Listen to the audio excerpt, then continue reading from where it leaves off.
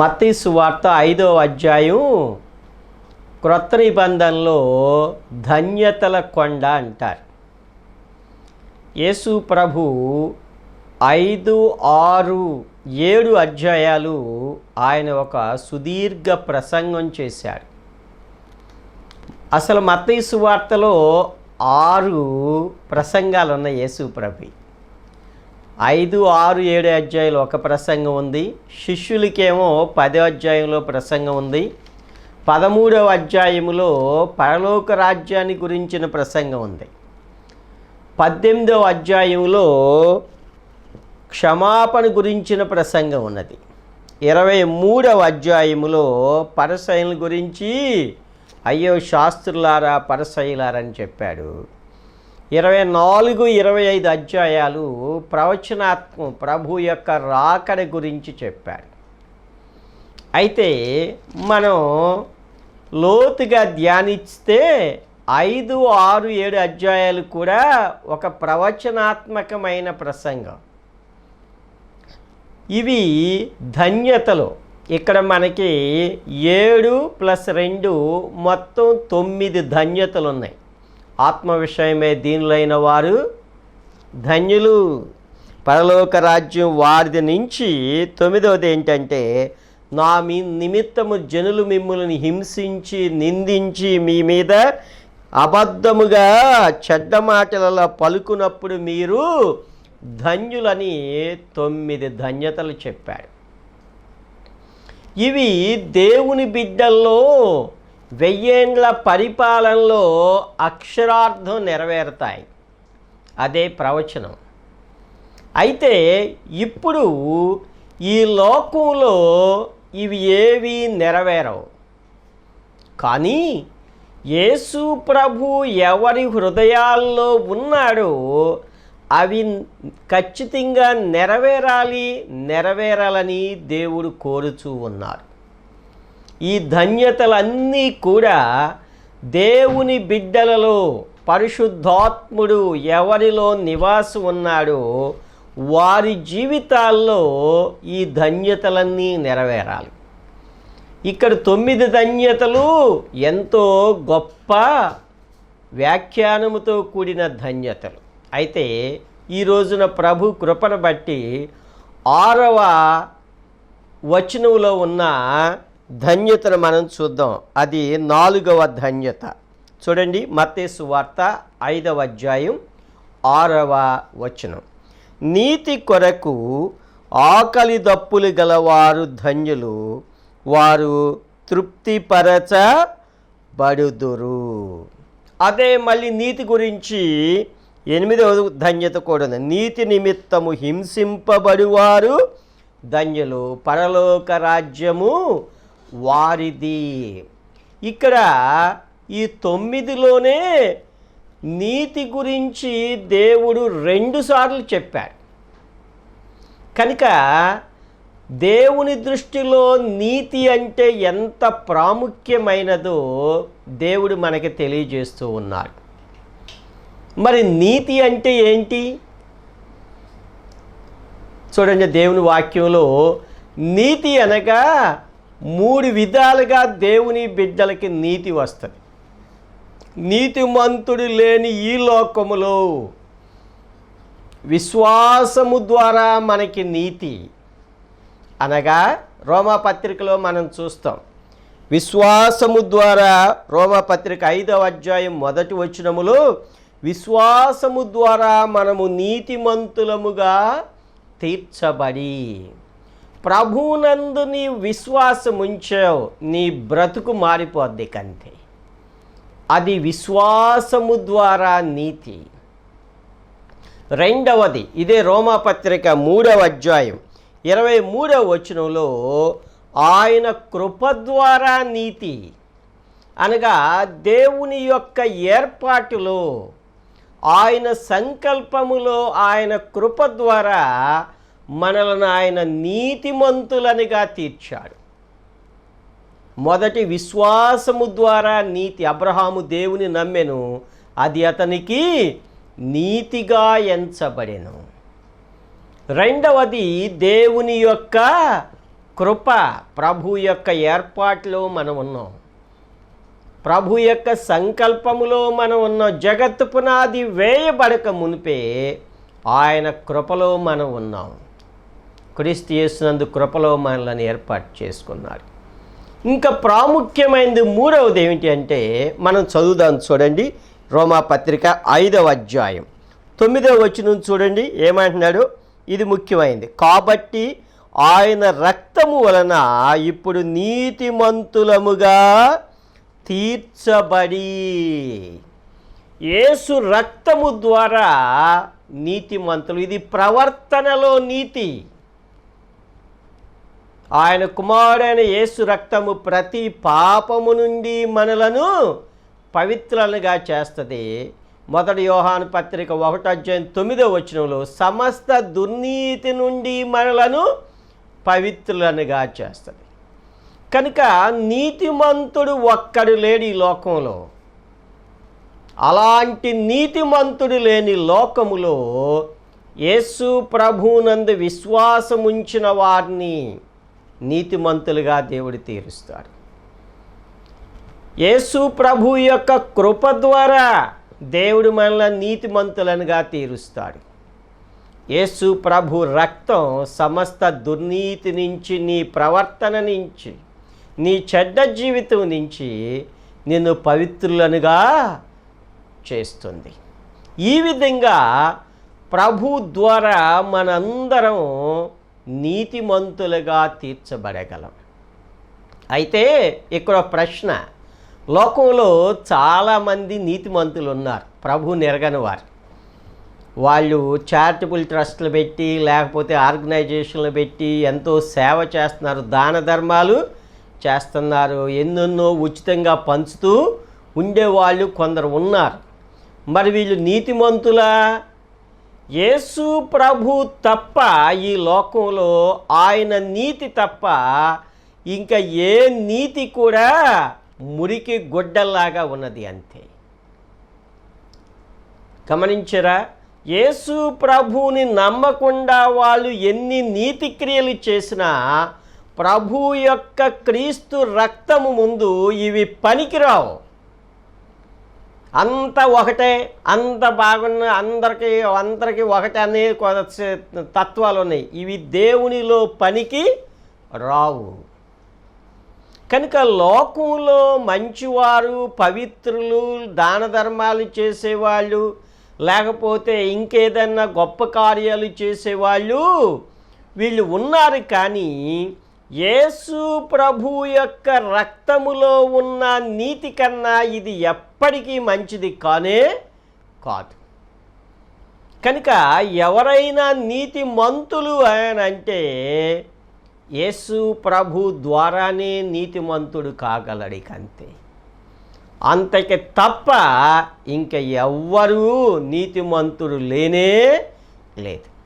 అందుకని ప్రభు ఏమంటున్నాడు ఇక్కడ, నీతి కొరకు ఆకలి దప్పులు కావాలి. మనం ప్రార్థనకు వస్తున్నాం, దేవుని సన్నిధిలో ఉన్నాం, దేవుని బిడ్డలుగా జీవిస్తున్నాం. యేసు ప్రభు ఒకే ఒక మాట అన్నాడు, ఆయన నీతిని రాజ్యమును మొదట వెదకుడి. నీతిని వెదికేవారిగా ఉండాలి. నీతి కొరకు ఆకలి దప్పులు. నీకు బాగా ఆకలేసింది అనుకో, ఏం చేస్తావు? పచ్చడి మెతుకులైన ముందు గబగబా మింగేస్తావు. బాగా దాహం వేసింది అనుకో, ఇక ఏ మంచి నీళ్ళు చూస్తావా, గటగట త్రాగేస్తావు. నీతికు విషయంలో కూడా ప్రభు యొక్క నీతి కార్యాలు, నీతి ప్రవర్తన, నీతి జీవితములో కూడా మనం ఆ విధంగా ఆసక్తి కలిగి ఉండాలి. ఆ విధంగా మనం నీతి వైపే చూడాలి. అంతకన్నా వేరే వైపు మనం చూడకూడదు. ఇది దేవుని బిడ్డల యొక్క లక్షణం. నీతి కొరకు మనం ఎలా ఉండాలి? ఆకలి దప్పులుగా ఉండాలి. 8వ వచనంలో ఏమన్నాడు? నీతి నిమిత్తం హింసింపబడ్డా సరే నీతి యావత్తు అది అలా నెరవేర్చాడు యేసు ప్రభు. ఆయన ఈ లోకంలో ఉండగా గమనించరా? కనుక మనము నీతి కొరకు మనం జీవించాలి అంతే. కీర్తన గ్రంథంలో కూడా ఒక గొప్ప మాట ఉన్నది చూడండి. 45వ కీర్తన 7వ వచనంలో ఏమన్నాడు చూడండి. 45వ కీర్తన 7వ వచనం, నీవు నీతిని ప్రేమించి భక్తిహీనతను ద్వేషించుచున్నావు. దేవుడు ఎవరిని ప్రేమించాడు? దేవుడు ప్రేమించిందేంటి? రెండు ఒకటే సమానంగా చూశాడా? దేవుడు అలా చూడలా. దైవ సన్నిధికి వెళ్తున్నావు, నీలో నీతి ఉందనుకో, దేవుని యొక్క ఆశీర్వాదాలు ఉన్నాయి. దైవ సన్నిధికి వెళ్ళి కూడా నీలో భక్తిహీనత ఉందనుకో, దేవుడు ద్వేషిస్తాడు. జాగ్రత్త. ఆశీర్వాదం ఉండదు. చూసుకోండి. దేవుడు ఎవరిని ప్రేమిస్తాడు? ఆయన నీతిని ప్రేమించేవారినే దేవుడు చూస్తాడు. అంతేకాదు చూడండి, సామెతల గ్రంథం కూడా చూడండి. 21వ అధ్యాయం 3వ వచనంలో దేవుడు ఎవరికి ఇష్టలు, ఎవరంటే దేవుడు ఇష్టపడతాడు? 21వ అధ్యాయం 3వ వచనంలో ఏమన్నాడు చూడండి. నీతి న్యాయములను అనుసరించి నడుచుకొనుట బలులర్పించుట కంటే యెహోవాకు ఇష్టము. ఏమిష్టం? ప్రతి ఆదివారం వచ్చి నాయన స్తోత్రం స్తోత్రం స్తోత్రం ఓ స్తుతి గురించి ఇష్టానుసారం జీవిస్తే దేవుడు ఒప్పుకుంటాడా? ప్రవర్తనలో నీతి ఉండాలి, బ్రతుకులో నీతి ఉండాలి. నీ మాటల్లో, నీ క్రియల్లో, నీ యొక్క శరీరములో ఉన్న ప్రతి అణువులో ఏం కనపడాలి? నీతి కనపడాలి. అది సామెతల గ్రంథం 21వ అధ్యాయం 3వ వచనంలో ఏంటి? బలులు అర్పించుట కంటే నీతి న్యాయములు అనుసరించి నడుచుకొనుట యెహోవాకు ఇష్టం. నీలో నీతి లేదనుకో, అరే మీ బలి ఎందుకురా, నాకు అసహ్యం, మీ నైవేద్యాలు నాకు తేపాకండి. యెషయా గ్రంథం 1వ అధ్యాయంలో నా సన్నిధికి మిమ్మల్ని ఎవరు రమ్మన్నాడు అన్నాడు కొన్ని విషయాల్లో. కనుక దేవుని బిడ్డలమైన మనం విశ్వాసము ద్వారా కలిగే నీతి, ఆయన కృప ద్వారా కలిగే నీతి, అంతేకాదు క్రీస్తు రక్తము ద్వారా కలిగే నీతిలో మనం ఎలా ఉన్నాం? యేసు ప్రభు రక్తం ద్వారా 100% నీతి ఉంది. దానిలో నీ నీతి ఎన్ని శాతం ఉంది? 30% ఉందా? 40% ఉందా? 50% ఉందా? 60% ఉందా? 70% ఉందా? యేసు ప్రభు లాగుండా వాళ్ళు ఎవరో లేనే లేదు. మనం సంపూర్ణులు అవ్వాలి, ఇంకా ఎవరూ అవ్వలేదు. ఎంత నీతి నీలో ఉన్నది. మరి దేవుడు ఏం కోరుతున్నాడు? బలులు కన్నా ఏం కావాలి? నీతి ఉండాలి. దేవుడు ఏం కోరుతున్నాడు? ఆయన నీతిని ప్రేమించాడు, భక్తిహీనతను ద్వేషించాడు. కనికరమును న్యాయమును అనుసరించి నడుచుకొనుటయు, దీన మనసు కలిగి నీ దేవుని ఎదుట ప్రవర్తించుటయు, ఇదే దేవుడు కోరుతున్నాడు. అదే దేవుడు కోరే నీతి. కనుక ప్రియమైన వాళ్ళారా, దేవుని యొక్క నీతిలో నీ జీవితం ఎంత శాతంలో ఉన్నది? ఒక్కసారి ప్రశ్న వేసుకోండి. మన ప్రవర్తనలో, మన మాటల్లో, మన క్రియల్లో, మన యొక్క సాక్ష్య జీవితంలో, మన కుటుంబంలో, మన యొక్క సమాజ జీవితములో, మన ఉద్యోగ జీవితములో, మన యొక్క తోటి వారితో, మన యొక్క పొరుగు వారితో, మన యొక్క బంధువులతో, మన రక్త సంబంధులతో దేవుని యొక్క నీతి నువ్వు ఎంతవరకే అమలు చేస్తూ ఉన్నావు? ఒక్కసారి ప్రశ్న వేసుకోండి. ప్రతి కుటుంబంలో ఏదో ఒక చరిత్ర ఉంటుంది. ఈ టీవీ సీరియల్ కొత్త ఈ చూసేదో ఈ ఒక వ్యర్థమైనవి. దేవుని యొక్క నీతి మనం కలిగి ఉండాలి. గుర్తుపెట్టుకోండి,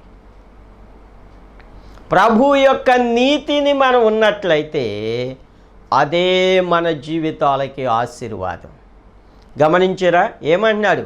నీవు నీతిని ప్రేమించి భక్తిహీనతను ద్వేషించుచున్నావు. దేవుని యొక్క నీతే మనకు ఉండాలి, అంతే. యేసు రక్తం ఎంతటి పాపాన్నైనా కడిగి వేస్తుంది, ఎంతటి బలహీనతనైనా తీసివేస్తుంది. యేసు రక్తమే జయమంటాం, ఓ అరుస్తాం కొందరం. ఆ జై జీవితం మాత్రం మనుషుల్లో కనపడదు. ఇంకా చెప్తున్నాను చూడండి, ఇక్కడ ఆయన కొండ మీద కూర్చుని శిష్యులకి ఏం చేశాడు? ఆయన బోధించాడు. సుదీర్ఘమైన ప్రసంగం ప్రభు చేశాడు. టీవీలో చూస్తూ ఉంటాం, అసలు నుంచుంటాం కదా రాదు కొందరికి. ఓ అటు ఇటు తిరుగుతాడు. ఇది అన్య ఏంటి? దైవ సన్నిధి.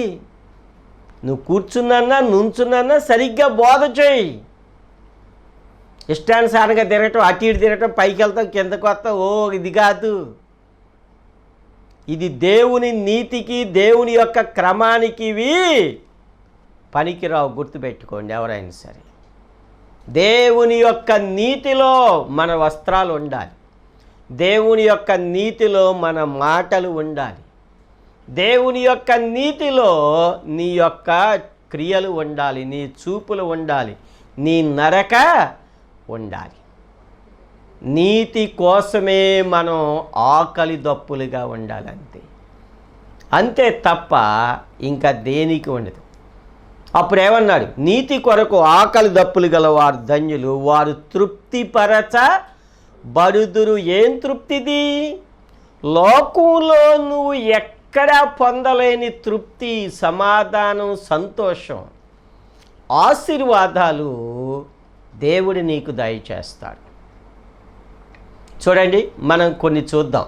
మనం చదివిన 45వ కీర్తనలోనే ఏమన్నాడు చూడండి, 7వ వచనంలో, కావున దేవుడు నీ దేవుడే చెలికాండ్ర కంటే హెచ్చగునట్లుగా.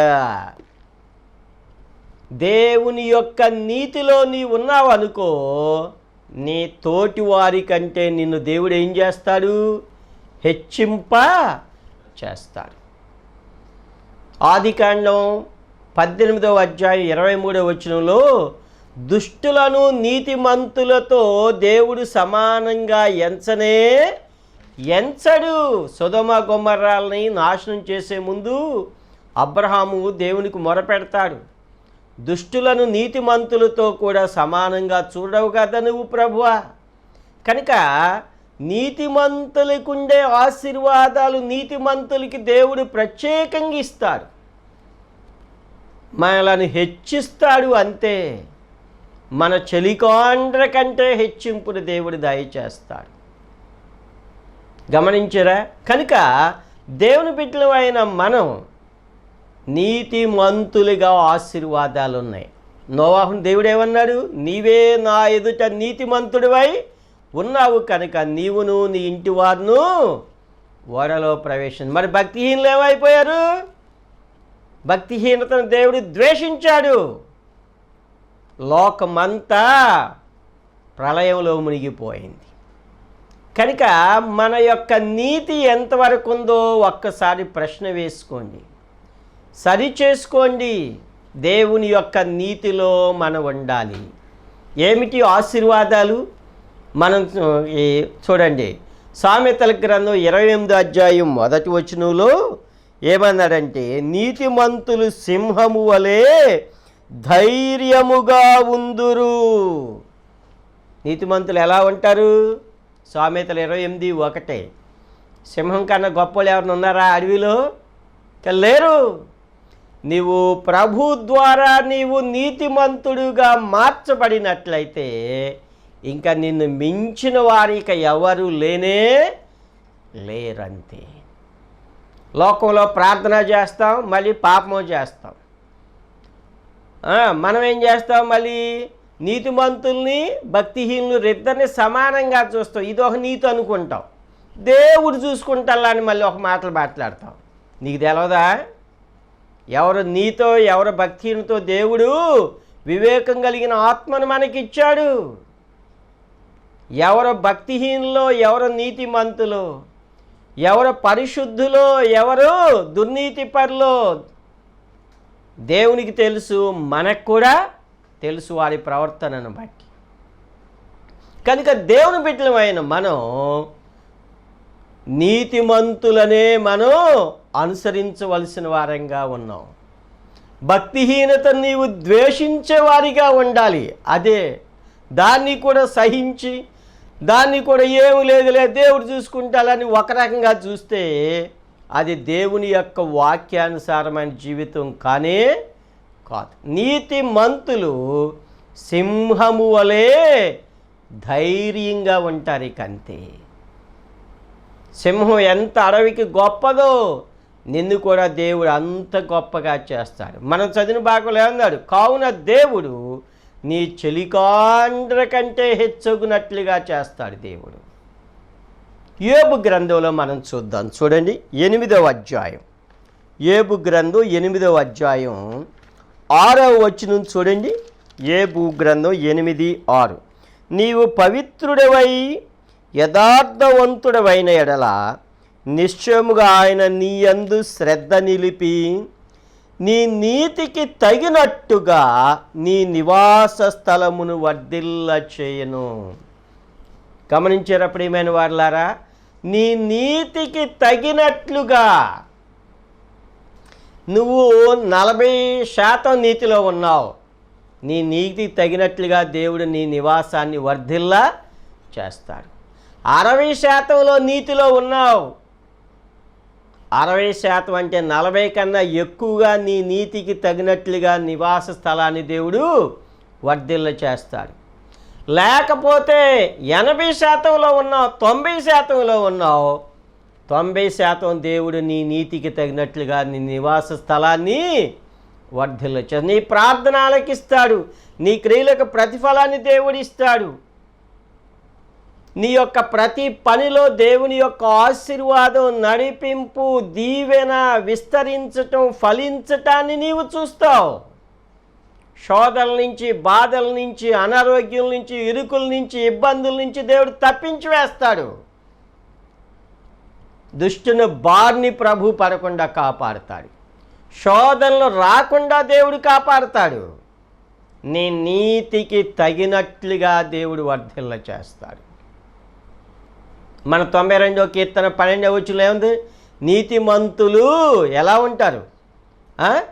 చిగురాకు వలె వర్ధిల్లుతారు, ఖర్జూర వృక్షము వలె మొవ్వవేయుదురు. 3వ ఆశీర్వాదం, నీతిమంతుడు ఎన్నడూ కృషించిపోడు, నీతిమంతుడు ఎన్నడూ నశించిపోడు, నీతిమంతుడు ఎన్నడూ కూడా అపహాస్యం చేయబడరు, లేకపోతే అవమానపరచబడడు, సిగ్గు నొందడు. మన నీతి మనల్ని కాపాడద్ది. మన నీతికి ఆధారమైన దేవుడు మనకి ప్రార్థనకి జవాబుని ఇస్తాడు. ప్రభు కన్నులు నీతిమంతుల వైపే ఉన్నవి, ఆయన ప్రార్థనలు ఆయన చెవులకు వగ్గి ఉన్నవి. నీతిమంతుని ప్రార్థన బహు బలము కలది. ఎన్నో చెప్పగలను సామెతల గ్రంథంలో. కనుక దేవుని యొక్క నీతిలో నువ్వు ఎంత ఉన్నావు, మన నీతికి తగినట్లుగా మన జీవితాలు ఉండాలని దేవుడు కోరుతూ ఉన్నాడు. కనుక మత్తయి సువార్త 5వ అధ్యాయం యొక్క ధన్యతల్లో నీతి కొరకు ఆకలి దప్పులు గలవారు ధన్యులు, వారు తృప్తిపరచబడుదురు. ఈ లోకంలో దేవుని యొక్క ఆశీర్వాదం, తృప్తి, సమాధానం, సంతోషం దేవుడు నీకు ఇస్తాడు. గమనించరా? మన జీవితాల్లో అలాంటి నీతి ఉండాలి. మరి ఈ లోకంలో నీవు నీతిని జీవించావు, అది ఎక్కడికి వెళ్ళద్ది? ఎక్కడికి వెళ్ళద్ది? పరలోక రాజ్యానికి వెళ్ళద్ది. చూడండి, ప్రకటన గ్రంథం 19వ అధ్యాయం, దేవుని యొక్క వధువు సంఘంలో ఏమని చూడండి, 8వ వచనం, ప్రకటన 19:8. ఆమె ధరించుకొనుటకు ప్రకాశములను నిర్మలములైన సన్నపు నారబట్టలు ఆమె కీయబడెను. అవి పరిశుద్ధుల ఏ క్రియలు? నీతి క్రియలు. వారి క్రియలు వారి వెంట పోవును. నీతి క్రియలు ఎక్కడే కాదు ఆశీర్వాదం, పరలోక రాజ్యములో కూడా అవి నిలబడతాయి. కనుక ప్రియమైన వారలారా, మన యొక్క దేవుని యొక్క నీతి ఈ లోకంలోనే కాదు, సజీవంగా శాశ్వతంగా పరలోక రాజ్యంలో ఉంటుంది. అది మనకి అక్కడ యుగ యుగాలు ప్రభు యొక్క నిత్య నివాసములో ఆశీర్వాదాలకి కారణం అవుద్ది. కనుక ప్రార్థన చేసే మనం, ఆరాధన చేసే మనం, దేవుని బిడ్డలని చెప్పుకునే మనం లోకంతో మనం ఎన్నరూ పాలివారంగా ఉండకూడదు. శరీరానుసారులతో మనం ఎన్నడూ విజ్జోడిగా ఉండకూడదు. ఒక ప్రత్యేకింపబడిన పరిశుద్ధులుగా లోకానికి ఒక వెలుగుగా మనం కనపడాలి, కానీ లోకానుసారంగా కనిపించకూడదు. మన నీతి క్రియలు మన వెంట వస్తాయి. విశ్వాసుల తీర్పులో మధ్యాకాశములో నీతిని అనుసరించే దేవుడు తీర్పు తీర్చబోతున్నాడు. కనుక నీతి కొరకు మనం ఆకలి దప్పులుగా ఉండాలి. నీతిని అనుసరించి మనం నడుచుకోవాలి. ప్రభు యొక్క రక్తము ద్వారా కలిగే నీతిలో మనము సంపూర్ణులం అవ్వాలి. అవిధేయతలు, దేవుడు మెచ్చని జీవితం, లేకపోతే వాక్యానుసారం కానిది ఏదైనా సరే యేసు రక్తము ద్వారా జయించు వాటిని జయించే శక్తి దేవుడిస్తాడు. నిన్ను నీతిమంతులుగా దేవుడు చేస్తాడు.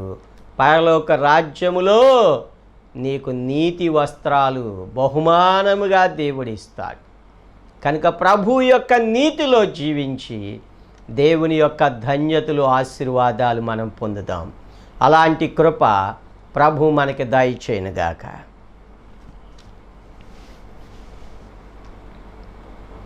ప్రార్థన చేసుకుందాం. పరిశుద్ధుడా, దయగల తండ్రి, కృప కలిగిన రక్షక, దేవా తండ్రి, నాయన, మా యొక్క నీతి ఎంత వరకు ఉందో మీరు మాకు తెలియజేశారు ప్రభువా, మీకు స్తోత్రాలు నాయన. మీ యొక్క రక్తము ద్వారా, మీ కృప ద్వారా, విశ్వాసము ద్వారా కలిగే నీతిలో మేము నడుచుకుని నాయన మా జీవితాల్లో ఉన్న సమస్తమైన దుర్నీతిని నాయన మేము తొలగించుకుని మీ యొక్క బిడ్డలుగా, మీ యొక్క సాక్షులుగా జీవింపచేయండి. దేవా తండ్రి, మీ కృప ద్వారా మా ప్రభు మమ్మల్ని నడిపించి నిత్య రాజ్యములో నాయన మా నీతికి తగినట్లుగా మా జీవితాలకు ఆశీర్వాదం దయచేయమని మా ప్రభు యేసుక్రీస్తు నామములో ప్రార్థించి స్తుతించి వేడుచున్నాము తండ్రి. ఆమేన్.